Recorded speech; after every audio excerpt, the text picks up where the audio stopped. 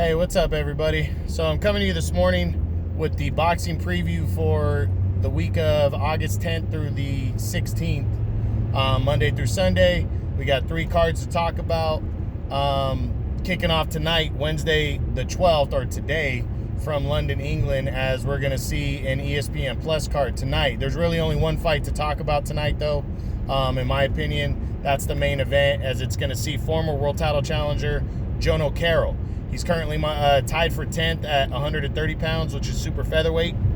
And, he's trying to move himself back into world title contention. He's coming off the biggest win of his career when he dominated Scott Quigg, the former world champion, dominated him in a big upset and stopped him in the 11th round of that fight, and is now pushing forward, hopefully into something bigger. But he's got a tune-up bout tonight, what seems like a tune-up bout, as he takes on Maxie Hughes, some unknown fighters. So I think Carroll's going to dominate the action here, look good, and keep pushing forward towards a world title. I think either a one-sided decision here, because he's not a guy that usually packs a big punch, or a late stoppage, and we're going to see how he does. So that's tonight, or today, ESPN Plus. Make sure you're checking that out. Jono Carroll versus Maxie Hughes. Then on Saturday the 15th, I'm sorry. We have 2 cards to talk about. First, on ESPN Plus, earlier that day from London, we'll start with the co-feature, as it's going to see featherweight contender and undefeated Michael Conlan from Ireland, as he takes on Sofiane Takoucht. That's the best I could do with that dude's name. That dude's name is terrible. Takoucht, former world title challenger. Conlan is believed to be a protected star on the rise. And I say protected because Bob Arum hasn't unleashed this guy against anybody really solid yet. He's fighting a lot of nobodies.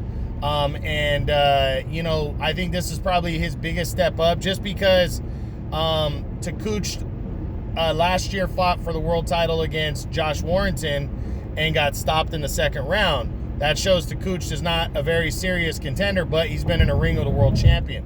So it's something to base it off of. Now, Warrington, not a big power puncher, and he stopped Takoucht in only 2 rounds.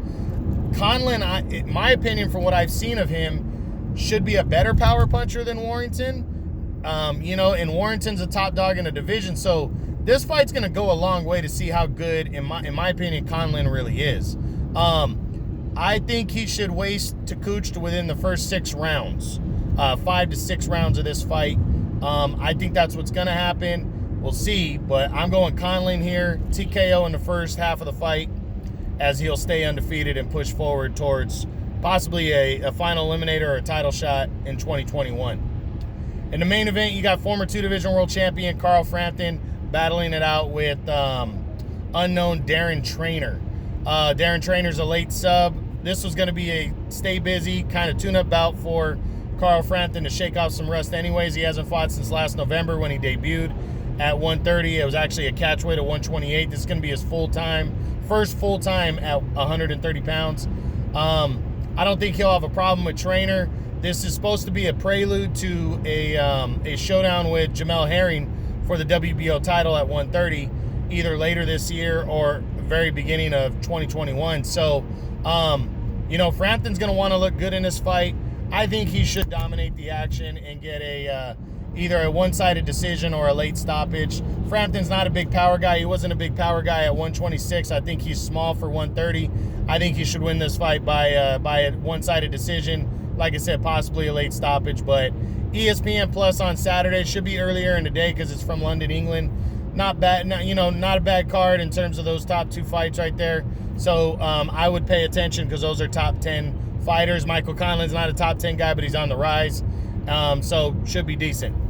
But the biggest card of the week is happening on Showtime on Saturday night, the 15th. 3 fights worth talking about that I think is going to be the 3 fights you're going to see. First, a heavyweight fight between Otto Wallin and Travis Kaufman. I believe Otto Wallin is the guy that lost to Tyson Fury last year.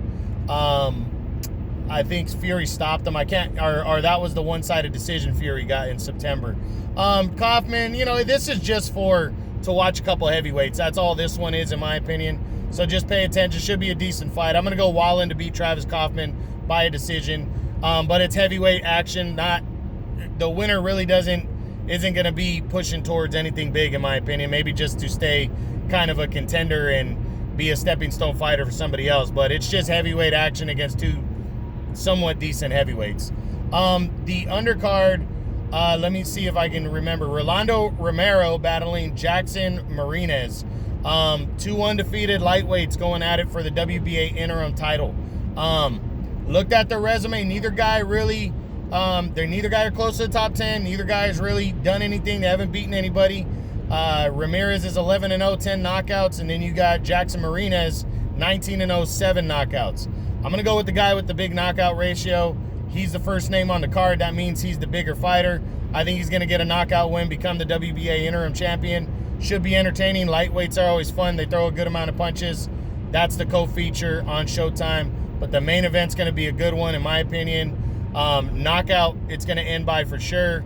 Undefeated WBC super middleweight champion David Benavidez, the two-time champ, in his second reign as world champion right now, is looking to stay busy as he takes on hard-hitting former world title challenger Romer Angulo. Benavidez, my number 4 super middleweight in the world right now, is trying to establish himself as one of the top guys in the division. Now, he's got this fight. This is a prelude to a mandatory title defense against Turkish contender Avni Yildirim, which hopefully leads to a unification bout with Caleb Plant next year.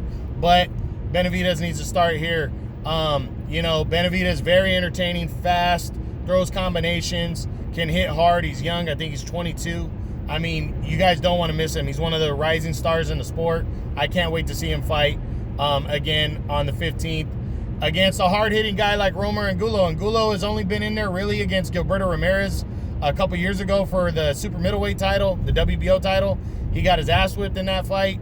But, he packs a punch. So when a guy's packing a punch like that against, a talented guy that packs a punch, you never know. Somebody's going to get knocked out in this fight. Should be entertaining. That's Saturday the 15th. I'm going Benavidez to knock out Romer Angulo within the first 4, 5, 6 rounds.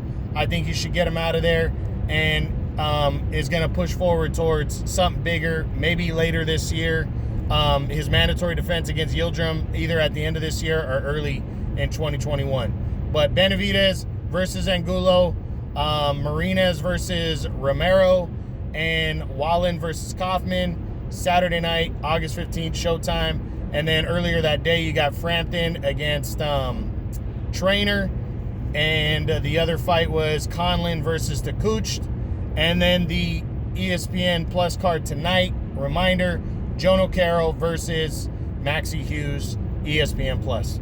All right, guys, that's the boxing preview for the week, August 10th through the 16th. I hope you enjoyed it. True Boxing, you've been hit with the truth.